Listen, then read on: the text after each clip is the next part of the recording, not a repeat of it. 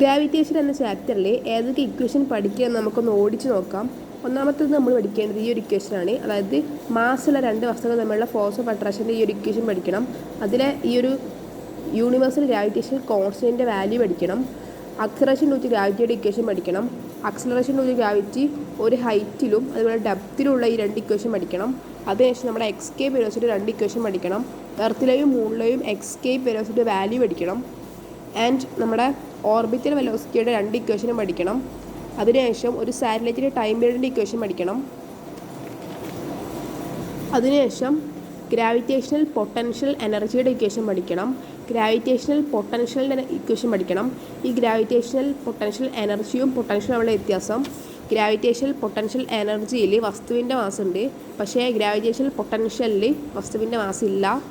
അതിനുശേഷം നമ്മൾ അവസാനമായിട്ട് ഒരു സാറ്റലൈറ്റിൻ്റെ ടോട്ടൽ എനർജി കാണാനുള്ള ഇക്വേഷൻ പഠിക്കണം.